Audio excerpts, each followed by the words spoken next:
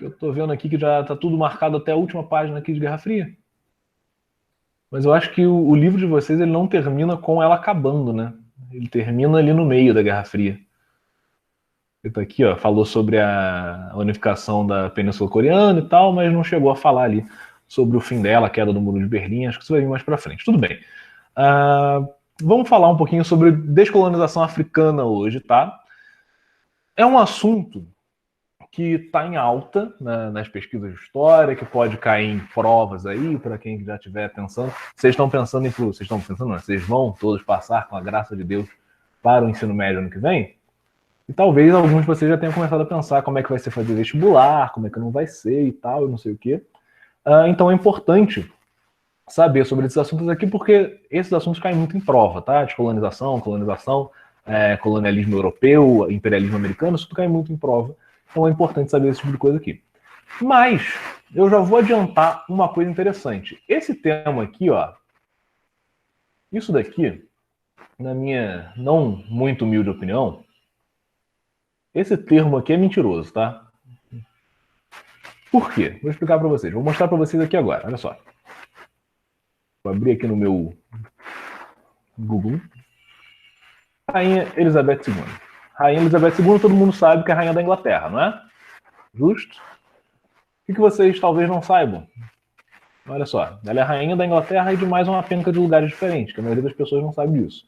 Abri aqui na Wikipédia mesmo, e a gente consegue ver aqui quais são os países em que ela é rainha. Deixa eu ver aqui se eu acho. Não sei o que. Títulos, estilos e durações, será que tá aqui? Não. Quero ver a lista de países do reino de onde ela é rainha. Como é que a gente vai achar isso aqui rapidinho, pessoal, para vocês, pra gente poder começar a aula de colonização africana dizendo que a África, na verdade, nunca foi descolonizada, só mudou o nome ali de colônia para outras coisas. Não só a África, como outros países, né?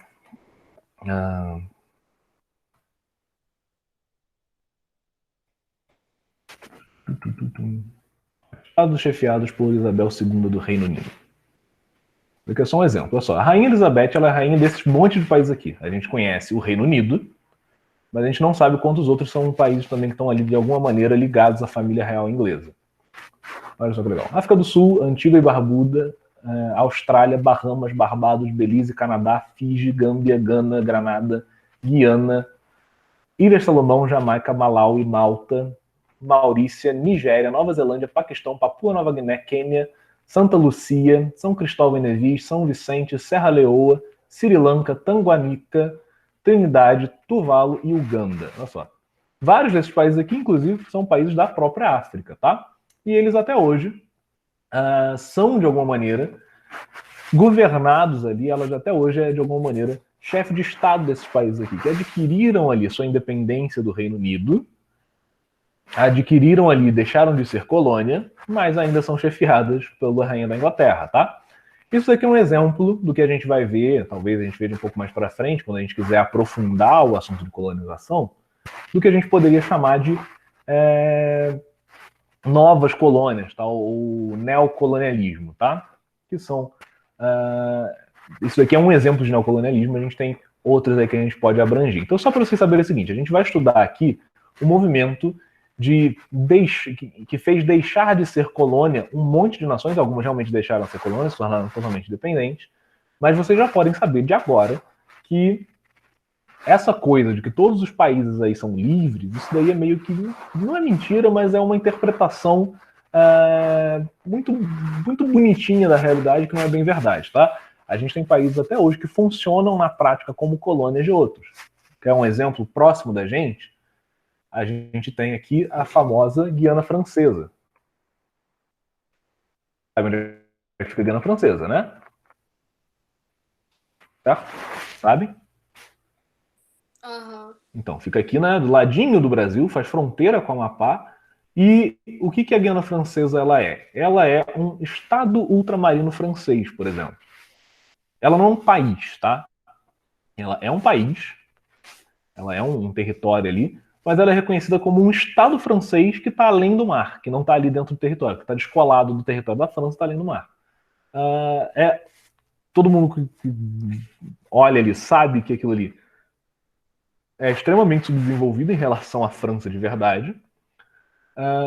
Mas a moeda ali dentro é o euro, existem tratados comerciais próprios ali entre Guiana Francesa e a França, e acaba servindo como uma espécie de neocolônia francesa, tá? Em que facilita para que a França tenha acesso a matérias-primas e a bens sul-americanos com uma menor taxação, com uma menor quantidade de problemáticas. Tá? No fim das contas, isso daqui permanece sendo, pelo menos na prática, pouco mais do que uma colônia francesa, por exemplo. Tá? Então, para a gente começar a matéria, já é bom a gente começar sabendo disso daqui. Descolonização é um termo muito amplo e, em muitos sentidos, um termo equivocado. Se a gente parar para pensar que muitos países ainda permanecem em relação a outras metrópoles europeias, norte-americanas e o que seja, como países de fato coloniais, tá? Bom, vamos lá.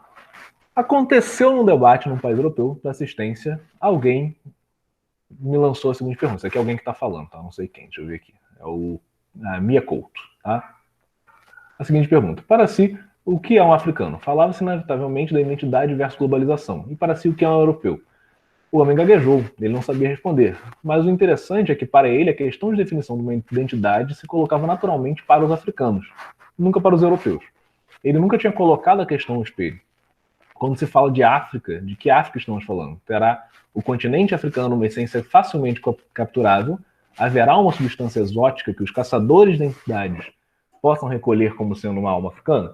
Bom, isso aqui é uma coisa interessante, né, que ele está questionando. Não tem uma. Isso aqui é interessante porque não há uma resposta conclusiva, tá? Mas basicamente está se questionando o seguinte: o que é a África, no fim das contas? Né? A África ela é um continente inteiro, mas a gente ainda tende a assumir que os africanos eles têm uma cultura meio que comum, uma cultura próxima e facilmente capturável. Né? Quando a gente pensa em África, a gente pensa geralmente num tipo de cultura muito igual, como se todo o continente tivesse o mesmo aspecto cultural.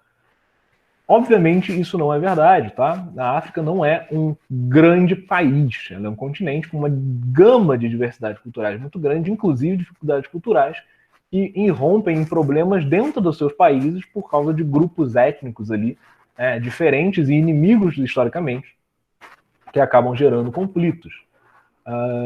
Por exemplo, uma coisa que é muito comum quando a gente pensa em África é pensar na religiosidade africana como uma religiosidade totalmente próxima àquelas religiões de matriz afro.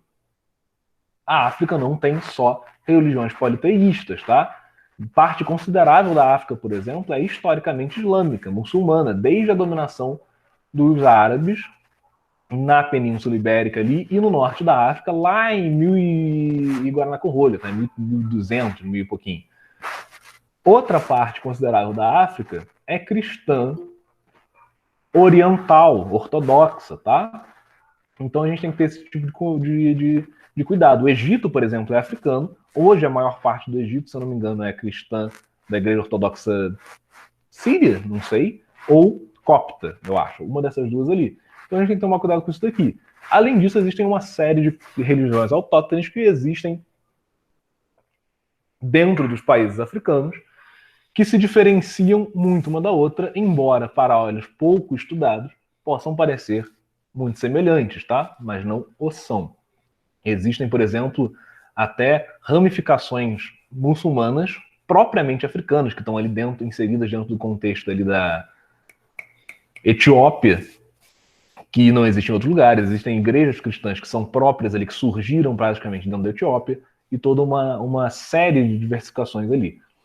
Tá? Então isso daqui é a primeira coisa que ele está dizendo. A gente tem que tomar cuidado para não imaginar a África como um grande país, como um monolito cultural que é uma coisa só, porque não é. Quando a gente olha ela assim, a gente está tendo o que se chama hoje em dia de visão eurocêntrica, tá? Da visão do europeu, principalmente do europeu moderno, que ao colonizar a África, ao escravizar ali, né, ao fazer uso dos africanos para o comércio de escravos, e mais tarde, ao colonizar ela, para conseguir as matérias-primas africanas para os seus meios industriais e tudo mais, terminou por olhar a África inteira como uma espécie de subgrupo, tá? De subhumanidade. E não é isso que ela é. Então a gente tem que tomar esse cuidado, tá? A visão eurocêntrica foi construída a partir do século XV, quando os primeiros europeus começaram a explorar o continente e sua população. Desde então, essa visão de uma África representada no imaginário ocidental como geralmente um continente exótico, pobre, violento, místico e atrasado, permanece em nossa sociedade. Vamos pegar aqui alguns exemplos, tá? A gente pode pegar aqui países que são extraordinariamente desenvolvidos, tá? Para o que imagina o imaginário popular, tá? Para o que a gente costuma pensar deles. Por exemplo, a África do Sul é um país bastante parecido aqui com o desenvolvimento do Brasil, tá? Egito também. Existem, sim, nações africanas que elas têm condições mais precárias de vida, que têm um desenvolvimento um pouco menor. Talvez por acidente ou não, são normalmente estados que estão em situação de neocolonialismo. Talvez isso daí tenha uma relação. Mas existem esses estados, só que isso não é a totalidade do continente africano, tá? Em sua maioria, pelo menos em boa parte do continente africano, há desenvolvimento social e há ali um certo progresso, tá? Que a gente não está acostumado a pensar. Bom, seguindo aqui. A visão eurocêntrica, blá blá blá. Porém, contra essa visão eurocêntrica, tá, é aqui ele está falando. A partir de 1930 e 40, os povos colonizados da África começaram a organizar lutas pela independência, tá? Revivar o orgulho e as múltiplas identidades africanas que por anos ficaram internalizadas, escondidas do processo por um processo hemogênico de representação africana no período. Uma coisa que a gente pode pegar aqui que é interessante sobre esse orgulho africano é o seguinte: a gente tende, porque a gente também é um país que teve um processo de colonização forte por muito tempo, e a gente também tem uma visão muito europeia das coisas, a gente tende a imaginar a cultura africana em si, né, imagens que nos remetem à cultura africana, como alguma coisa necessariamente atrasada. Quer ver um exemplo? Vocês já viram Pantera Negra, da Marvel? Já, né? Então, imagino todo mundo que não tenha visto. Quem não viu, vai ver, porque é um filmaço irado, nos melhores da Marvel, tá? Quando você vê o Pantera Negra, você já repara que na nossa cabeça, quase que naturalmente, surge uma dissociação entre a tecnologia que eles usam e os ritos do povo do T'Challa, né? A gente pensa, por exemplo, todo mundo ali vestido ainda com roupas que parecem meio exóticas pra gente, eles têm ritos ali de ascensão ao trono que são diferentes, né? Que o cara ele tem que brigar ali com o outro, quando o pai morre ele pode ser questionado e eles têm que sair no tapa ali para ver quem é que morrer perde o trono, né? E o outro ganha. São ritos, são elementos culturais que pra gente parecem atrasados, tá? Só que na verdade eles não são atrasados, eles são só diferentes, é uma sociedade que se estruturou de um modo diferente do nosso. Não é tão difícil da gente perceber, por exemplo, que não é tão estranho para nós um rito oriental, né? Um rito ali comum às sociedades chinesas, às sociedades, sei lá, japonesas, né?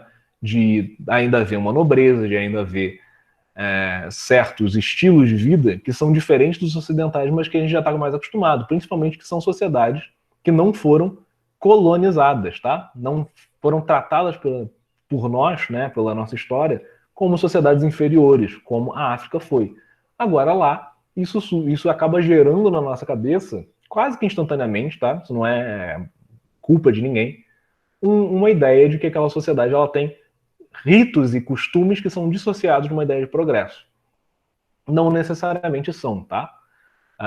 São simplesmente elementos culturais que vão ser manifestados e que por muito tempo ficaram internalizados, ficaram escondidos do mundo ali dentro das relações internas da África, dos países africanos, e que a partir de ali da segunda metade, ali, não é nem da segunda metade, mas quase chegando na metade do século XX, vão começar a haver movimentos, principalmente por conta da revolução intelectual que vai estar acontecendo no mundo com relação aos movimentos negros nos Estados Unidos, que vai começar e depois vai para lá, em relação, por exemplo, também ao movimento feminista. Com tudo isso, vai começar a haver ali uma disseminação de ideais revolucionários ali, culturais dentro da África, que vão vir a fazer com que aqueles povos eles comecem a manifestar a sua própria cultura e a buscar um processo de descolonização, ou seja, a deixar de ser parte subjugada do continente europeu, né? Mas buscar uma ascensão própria. É importante a gente saber também que o processo de colonização europeu, sempre que a gente trabalha a colonização, a gente fala sobre a colonização ela é o processo, né? Existe lá a colônia de exploração que vai lá o europeu, ele coloca, faz a sua colônia e ele só busca retirar os bens naturais de um povo, tal, não sei o que, daquela terra, matéria-prima para a indústria. Isso está errado? Não está, isso também faz parte. Só que isso é uma análise puramente econômica da colonização. A gente talvez devesse estudar mais profundamente quais são as relações culturais que a colonização causa dentro de um país. Por exemplo, há uma dificuldade extraordinária no acesso à educação dentro de um país colonizado, não se pode desenvolver indústria num país colonizado, não se pode desenvolver a cultura do país colonizado direito, porque existe um elemento externo àquela cultura que exerce uma relação de poder ali. Tudo isso faz com que a colônia, né, o país que está sofrendo colonização por um outro, ele tem um atraso muito mais do que um atraso econômico, um atraso intelectual e cultural grande em relação à metrópole, porque não há meios para que se desenvolva ali, para que ele se desenvolva cultural e industrialmente, tá? Isso quer dizer o quê? Que o processo de colonização que houve por meio dos europeus na África, ele tem muita relação com a pobreza de muitos países lá, tá? Talvez se não houvesse tido colonização por tanto tempo, a gente não pode afirmar isso, porque a história não é feita para que a gente afirme o que seria, porque a gente não tem como saber, a gente pode pensar, talvez se não houvesse colonização por tanto tempo, aqueles países tivessem se desenvolvido muito mais. Talvez se houvesse relações comerciais, relações de troca cultural entre a Europa, que já havia desenvolvido ali a sua indústria, e os países africanos, sem haver necessariamente uma relação de opressão, né, do europeu com o africano, aquelas sociedades elas tivessem ganhado muito mais e hoje poderiam estar aí disputando grandes lugares na política internacional. Felizmente não foi o que aconteceu e a gente vê que o continente africano ele tem um atraso tecnológico em relação ao europeu, mas muito por causa desse atraso cultural que foi promovido por causa da dominação europeia, tá?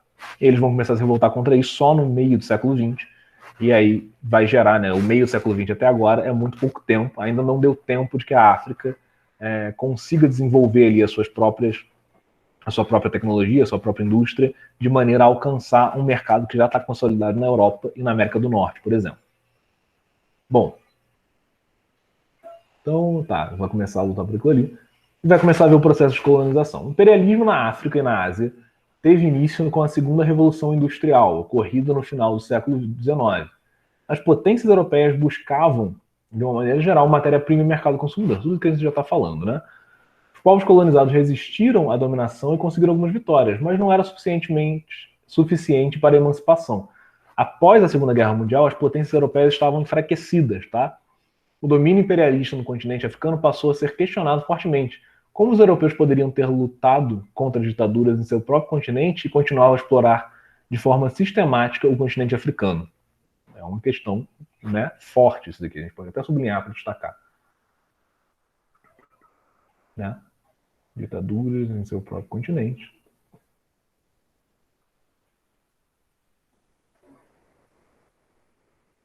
Africano aqui. Não havia mais condições políticas para manter a colonização na África. Isso aqui é uma coisa importante também, tá? Talvez, e é um talvez bem grande, a África só tenha conseguido, né, a maioria dos países só tenha conseguido sua descolonização porque a Europa entrou na Segunda Guerra Mundial, duas guerras mundiais muito próximas uma da outra, e as potências europeias ficaram muito enfraquecidas. Então, havia pouco contingente militar e pouca demanda econômica para manter as suas indústrias dentro dos países africanos para continuar com aquela estrutura, tá? Não pensem em uma Europa boazinha, tá? Que saiu da África e começou a ter ali a aceitar a emancipação africana porque eles são legais, tá? Não existe, em geral, gente tão inocente na história política do mundo, tá? As pessoas elas costumam os governos, as nações costumam a ceder quando elas estão enfraquecidas ou quando têm mais a ganhar com isso, tá? Em geral é assim.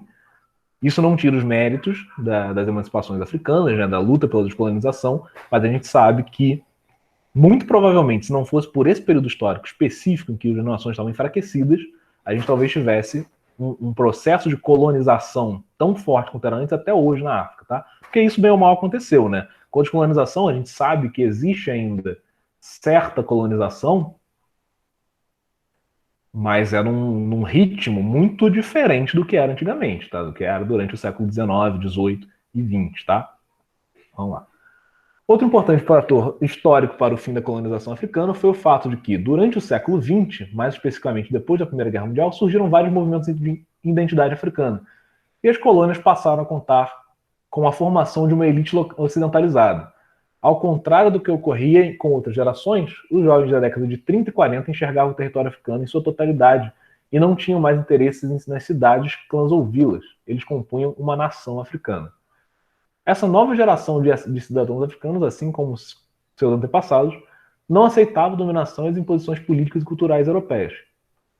Eles buscaram, por meio de órgãos internacionais, combater toda e qualquer forma de dominação em território africano. Embora fossem minoria, os jovens denunciavam a violência da colonização e faziam exigências abertas pela emancipação. Além disso, o princípio da autodeterminação dos povos, evocado em 1941 por Franklin Roosevelt, presidente dos Estados Unidos, e Winston Churchill, primeiro-ministro na Grã-Bretanha, na Carta do Atlântico, defendia a soberania das nações. A proposta de ambos era que as nações africanas e asiáticas pudessem constituir uma forma de governo e suas leis internas sem a intromissão de países externos. O que é até uma coisa interessante, tá? Porque, por exemplo, o Churchill, ele foi um grande líder militar e um grande líder ideológico ali durante a Segunda Guerra Mundial, e uma imagem muito forte na Inglaterra de política conservadora. Como tal, ele foi uma pessoa que manteve ali as relações de metrópole-colônia para a Inglaterra, tá? Ele manteve essa relação de certa opressão do país inglês para suas colônias. Mas havia aqui certa defesa dele de que as nações pudessem se constituir como países formalmente identificados, né? Como países que não fossem ligados ali a uma metrópole, tá? E eles vão evocar esses princípios aí, essa ideia de que um povo ele pode se autodeclarar, ele pode se autodeterminar, né? Ele se conhece, ele pode dizer ao mundo, olha só, nós somos um povo aqui separado, nós não somos uma colônia inglesa, nós somos, sei lá, a nação da, sei lá, Papua, por exemplo. E eles vão evocar esse sentido para poder se emancipar, tá? Tá aqui, ó. Terceiro ponto aqui na Carta do Atlântico, 1941. Respeitam o direito que assiste a todos os povos escolherem a forma de governo sobre o qual querem viver e desejam que se restituam os direitos soberanos e a independência aos povos que deles foram despojados pela força, tá? Basicamente, uma carta que está falando ali contra o domínio ditatorial dos governos totalitários da Europa, né, que foram tomando nações ali menores e que foram colocando elas sob o seu próprio governo, tá? Conferência de Bandung. No contexto da Guerra Fria, as superpotências apoiaram os movimentos de independência na África e na Ásia como forma de ampliação de suas influências políticas e econômicas. E aqui é o que eu estou falando. Em geral, quando a gente vê países se aliando a alguma coisa boa na história, eles não estão fazendo isso só porque eles são legais, tá? Eles estão fazendo isso porque eles têm algum interesse por trás. Durante a Guerra Fria que a gente está estudando, esses interesses eram muito extensos, né? Era o quê? Qual foi a briga? Já havia esses movimentos que buscavam a emancipação dentro dos países da África, dentro do continente europeu e do continente asiático também. A gente viu lá sobre a Guerra das Coreias, né? Sobre a Guerra do Afeganistão. Enfim, já havia ali no Oriente e na África certo interesse em se separar das metrópoles europeias. Já havia movimentos em relação a isso. Sabiam os Estados Unidos e a União Soviética que esses países eles iriam, bem ou mal, que quem apoiasse esses países na sua independência, quem financiasse as guerras de independência, os movimentos de independência, o que fosse, ganharia aliados estratégicos um contra o outro. Então foi interessante para a União Soviética e para os Estados Unidos da América apoiar esses movimentos para que eles conseguissem a sua independência, mas ficassem aliados a eles e não ao seu inimigo na guerra cultural, tá? Então eles vão apoiar isso daí. Para a União Soviética, o apoio aos movimentos separatistas significava retirar do sistema capitalista uma área de influência e ampliar a ação comunista, com base nas propostas de internacionalização do modelo de economia planificada, sempre sob a bandeira de libertação dos povos oprimidos pelo imperialismo. Imagina só, para a Rússia soviética, se eles conseguissem, por exemplo, que a África inteira se tornasse comunista junto com eles. Cara, para os Estados Unidos isso ia ser um terror, porque a maior parte da matéria, boa parte pelo menos da matéria-prima da indústria, vinha de lá, vem de continentes, né, do continente africano, vem da parte sul-americana do continente americano, vem da Ásia, né? Então isso para eles seria um terror. Imagina só, de repente as relações de comércio deles, todas as relações de importação de matéria-prima que alimenta a indústria americana ia por água abaixo, eles iam perder altas porcentagens do seu comércio, né? Como é que eles iam fazer com isso? Para a Rússia soviética seria decisivo para ganhar a Guerra Fria. Para os Estados Unidos, todo o apoio que oferecessem aos movimentos separatistas seria uma forma de ampliar a sua área de influência econômica e evitar o avanço comunista. Na prática, para o exercício de dominação colonialista, com roupagem nova, levando esses países teoricamente livres a mergulhar em um processo de subordinação financeira, tecnológica, econômica e cultural. Essa nova dominação com a área de liberdade que é conhecida como neocolonialismo, é o que eu estou falando aqui, né? Os Estados Unidos ele vai propor, então, vai propor ali alianças aos movimentos separatistas, mas alianças que tornem eles dependentes economicamente da América do Norte e mais tarde da própria Europa, tá? Tornando eles livres, mas nem tanto. É claro que volta aqui o que eu falei com vocês na semana passada, sobre a gente conseguir identificar, quando a gente faz uma leitura, que o livro, ele nem sempre ele é, como é que se diz? Imparcial no que ele está dizendo, tá? A gente vê aqui nas palavras que são usadas que ele dá um peso maior à atitude aqui norte-americana do que à atitude soviética. Mas ambos queriam, no fim das contas, que aqueles países eles estivessem voltados aos seus interesses, tá? Para a Rússia soviética não era só interessante que eles quebrassem o comércio e a exportação de matéria-prima dos Estados Unidos, mas também fortaleceria a indústria da União Soviética, óbvio, né? Você poderia pegar aquelas matérias-primas para Moscou, para a Rússia soviética. Contrapartida para os Estados Unidos, dominar, né, continuar mantendo ali um domínio econômico sobre esses países significava não só manter a estrutura da sua industrialização, como também ter ali uma carta contra a industrialização soviética que tentava avançar. Sem a matéria-prima daqui, seria difícil para eles manterem a sua industrialização só com a matéria-prima dos países comunistas do Oriente Europeu, tá? Então, há esse interesse mútuo aí em manter uma relação de dependência desses países africanos e asiáticos com o seu projeto.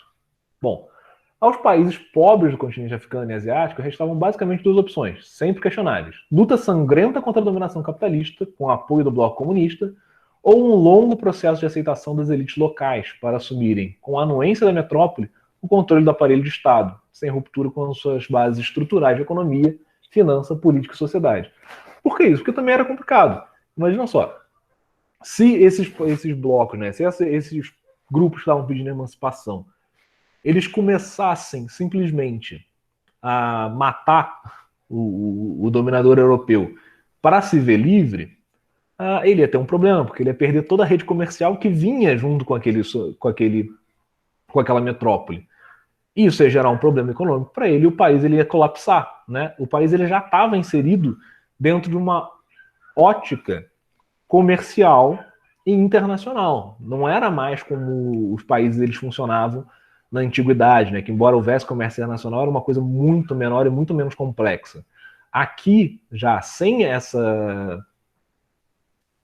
esse contato de uma nação com a outra, a economia do país ela quebra. Então ele não podia simplesmente sair matando o colonizador, sair quebrando tudo, porque se ele perdesse também o mercado com aquele colonizador, ele teria problemas financeiros que poderiam levar à falência da nação e uma futura dominação, talvez até pior do que aquele estava envolvido naquele momento.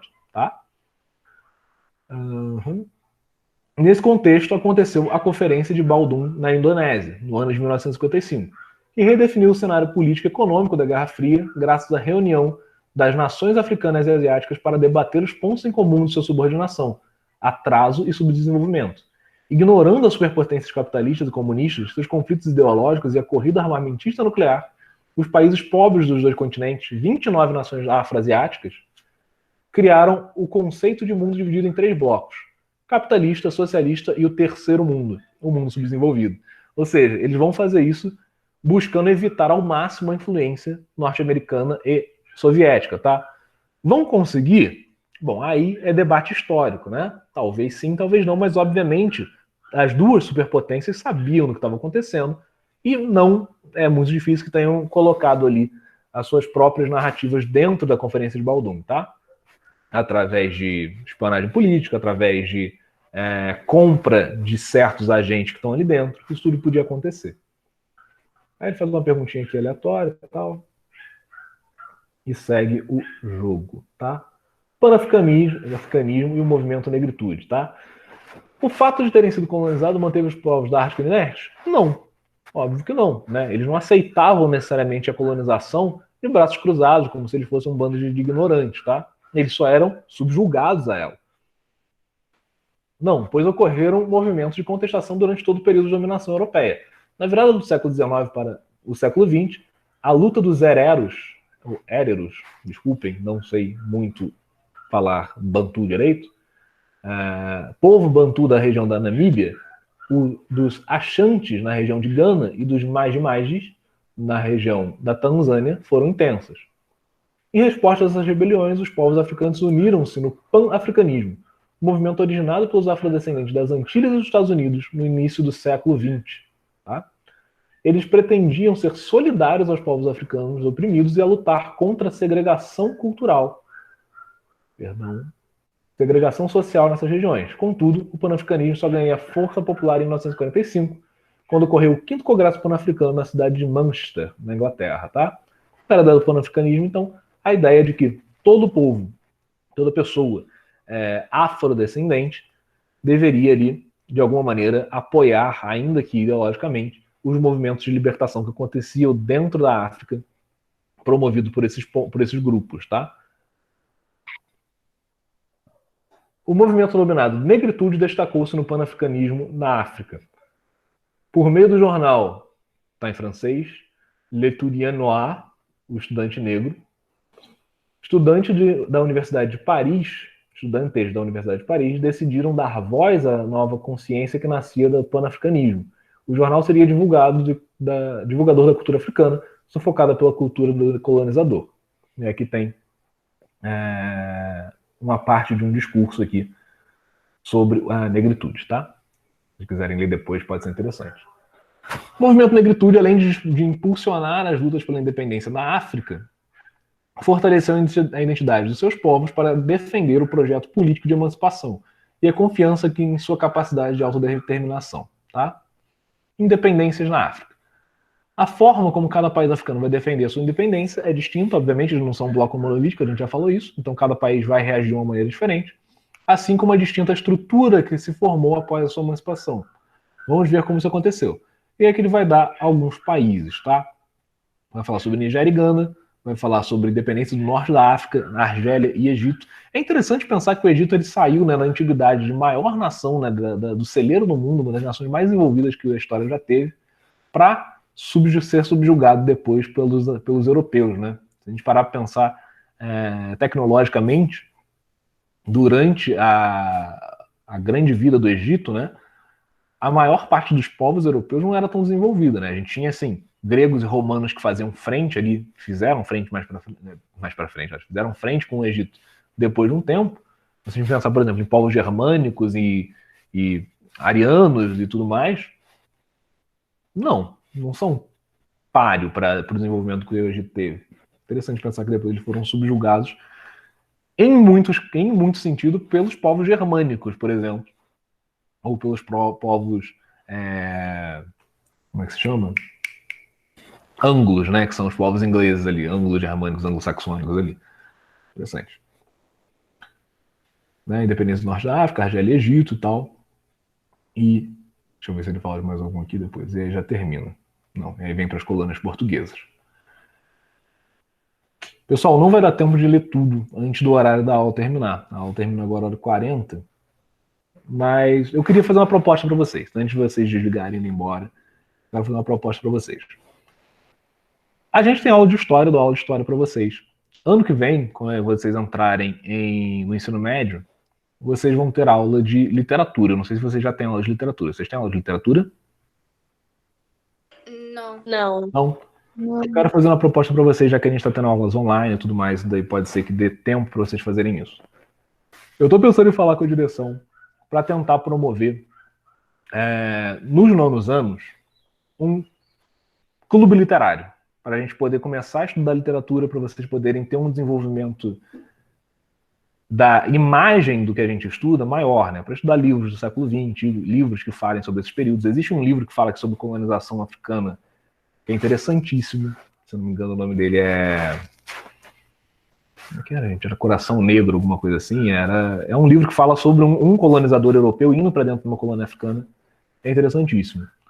Eu vou propor isso para o Sérgio depois, vou propor isso para a escola, mas para isso eu queria saber se alguém teria interesse em participar de alguma coisa assim. A gente provavelmente teria reuniões à tarde, seria uma coisa mais contraída, mas seria algo talvez interessante para a formação de vocês. O que vocês acham? Eu acho maneiro. Acho uma boa. Legal. Boa. Verdade. Ô, professor, passa Oi. filme pra gente. Tem um monte Filme de filme. também, filme é uma coisa legal, talvez um filme. Só que assim, qual que é a parada? Eu gosto da ideia de passar filme. Na escola, né, eu cheguei a passar com vocês. Só que eu também gosto de aprofundar muito na matéria. Eu não gosto de passar muito raso a coisa.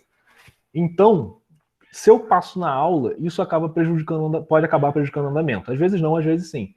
Eu gostaria de começar a fazer esse tipo de coisa como umas oficinas à parte, para a gente poder ter uma introdução maior, para a gente poder entrar mais dentro da história, só que sem perder a hora de aula. Só que eu precisaria do apoio da turma que se interessasse nisso, entendeu? Para a gente poder fazer isso à tarde, né, em algum horário ali que a gente definisse e tudo mais, semanalmente ou a cada 15 dias. O que vocês acham? Só que aí eu preciso do apoio da turma. Faz o seguinte, vê quem se interessaria nisso e manda o nome pro João e o João entra em contato comigo, que ele tem o meu celular. Ou o João ou a Kemily, que acho que a Kemily também tem meu contato. E aí a gente consegue pensar isso direitinho, pode ser? Pode ser. Beleza. Pessoal, não vai dar tempo da gente terminar isso daqui, mas falta pouco para vocês terminarem essa unidade também. Vou recomendar que vocês leiam aqui as independências na África, tá? Daqui é da página... Calma aí. 463 em diante. E aí vocês conseguem terminar a unidade para se preparar para a prova, tá? Esse vídeo vai subir daqui a pouquinho. Eu vou subir todos os vídeos aí. O vídeo semana passada desse vídeo. Tudo junto. E aí vocês vão ter tudo no YouTube também para poder rever, tá bom? Vocês têm alguma dúvida? Não. Eu tenho sim. Eu ia perguntar semana passada, só que eu não pude entrar na aula. Mas como é que Portugal, conseguiu resistir mais o processo da descolonização? Como é que ele conseguiu... Como assim? Peraí. Como é que Portugal conseguiu resistir mais ao processo? Mas resistir à descolonização ou resistir ao... Não, pera. Para a independência dos países que era colônia de Portugal, aí eles ficavam foram independentes, só que demoraram mais. Entendeu? Tá, tipo o Brasil, é isso que você quer dizer. Por que o Brasil demorou mais a se tornar independente de Portugal do que outros países? Isso. Porque, olha só, existiram algumas coisas que dificultavam ali a independência num país, principalmente do Brasil, tá? Outros países não necessariamente. Se você pegar as colônias portuguesas na África e tal, eles vão passar por processos semelhantes aos países que a gente está vendo de colonização aqui, tá? Mas por que o Brasil, por exemplo, ele demorou mais a se tornar independente do que os países espanhóis? Principalmente por causa da unidade política de Portugal, tá? O Brasil, ele era um país muito grande e ele teve alguns processos diferentes dos países do resto. Por exemplo, o modelo de colonização espanhola, como ele era um modelo de colonização que ele dividia ali, né, existiam várias pequenas colônias, ele aproximava os movimentos de rebelião que tinham dentro dessas colônias dos seus líderes. E eles também eram mais fáceis de ser combatidos porque a Espanha tinha que dividir as tropas que ela mandava para a colônia em várias pequenas tropas. Então você conseguiu organizar a independência de pequenas nações era muito mais fácil que a independência do Brasil inteiro, por exemplo. Além disso, a colônia brasileira, existem alguns historiadores que eles vão debater se ela realmente era uma colônia só de exploração, porque a gente tem unidades de governo português e pessoas de certa influência em Portugal no Brasil durante muito tempo, até antes da família imperial vir para cá. Isso vai acabar fazendo com que o país é muito grande para que os grupos eles tenham uma facilidade em conseguir independência dos seus locais. E por ser ainda uma colônia grande, o que acontece? A gente tem, por exemplo, lá, o movimento de emancipação de Minas Gerais, que vai acontecer já ali no Império, né, por exemplo. Minas Gerais ela está querendo se tornar independente sozinha, só que a gente vai ter tropas portuguesas vindo de todo lado, né, não só dentro da região de Minas. Isso vai acabar dificultando, porque enquanto o processo de independência ele começava a passar na cabeça de um grupo pequeno, como seria na América Espanhola, o tamanho da repressão era muito maior, tá? Isso vai dificultar. Além disso, a gente vai ter o problema, né? Que vai ser a família imperial vindo para cá. Quando o Brasil se torna independente de Portugal de fato, ele se torna independente sob uma unidade política imperial ainda. É diferente dos outros países que eles buscam uma emancipação do modelo, né? Os países da América Latina, da América Espanhola, eles buscam uma emancipação não só da Espanha, como do modelo monárquico. Talvez até influenciado ali pelos Estados Unidos, pelas ideias iluministas e tal. A independência brasileira, diferente disso, ela vai acontecer de cima para baixo. Vai ser o próprio imperador que vai proclamar, as próprias elites políticas do Brasil que vão se separar de Portugal. Mesmo assim vai ter rebelião, né? Vai ter uma coisa ou outra, mas funciona diferente. Não é o povo que está clamando por uma independência. É a elite econômica e o imperador que fazem, entendeu? Isso, e aí, como ele faz isso, né? Ele vai criar toda uma unidade. E ele vai ter vários trabalhos culturais em relação a isso. A gente vai ver os imperadores, tanto o Pedro I quanto o Pedro II, fazendo muito investimento na cultura brasileira, fundando museu, fundando exposição de arte, financiando artistas brasileiros e tudo mais. Por quê? Para gerar uma unidade cultural que não existia antes, né? O Brasil era todo... Ainda é muito diferente a cultura de uma região ou outra, mas a gente tem uma identidade de sou brasileiro hoje em dia. Vem muito daí, depois mais para frente com Vargas. E isso vai dificultar também a independência, né? Porque a gente vai ter cada vez mais um país que ele vai começar a ser desenvolvido por influência do imperador como uma nação só e uma nação leal à coroa. Tá? E aí a gente vai ter uma dificuldade muito grande de terminar, por exemplo, com o Império em separar a coroa portuguesa do território brasileiro, mesmo depois da independência. Isso não é necessariamente ruim, tá? Isso não é necessariamente ruim. Isso é só o que, mais ou menos como acontece. Não sei se te respondi. Mas por que isso não é necessariamente ruim? Porque a gente vai ver que essa unidade cultural, essa unidade nacional que o Dom Pedro I e o II eles vão fazer no Brasil, elas não necessariamente vão tornar o Brasil um país atrasado, e ele com certeza vai ser um país independente de Portugal, no sentido do quê? De que ele vai começar a desenvolver, ainda que pouco, a própria indústria, de que ele vai começar a desenvolver o próprio comércio, de que ele não vai ter uma ligação colonial com Portugal após a independência, que poderia ter sido gerado, já que é a mesma família que continua mantendo o governo. Pelo contrário, os imperadores do Brasil, eles parecem ter uma vontade genuína de fazer o Brasil crescer como um país próprio, tá? Não como permanecer como colônia. Mas aí o processo vai ser diferente. Isso é tão verdade que quando rola olha só, falando gírias aí, quando acontece a proclamação da República, boa parte do povo brasileiro fica indignado, porque era fiel à coroa. Eles permanecem ali fiéis à coroa. Tanto é verdade isso que quando a família imperial é expulsa do Brasil, Dom Pedro nunca mais pode pisar no Brasil, ele vai morrer no exílio, e a princesa Isabel, ela também vai ficar por muito tempo sem poder sequer voltar no Brasil. Ela não pode entrar porque os republicanos têm medo de que, caso ela volte, se faça uma revolta imperialista no Brasil de novo. Existe muito essa questão aí. Então, assim, por que ele demora mais do que os outros? Primeiro, por causa da unidade nacional de Portugal, que se estabelece também na colônia, eles fazem uma colônia muito grande, isso faz com que exista muito mais poder da coroa do que dos movimentos separatistas. Depois, porque quando a independência acontece, ela acontece de cima para baixo, de uma vontade da elite econômica e do imperador, e aí ele mantém essa estrutura nacional cada vez mais forte e fortalece ela com um investimento cultural no país. Beleza? Era isso mesmo. Então tá. Mais alguma questão? Alguém?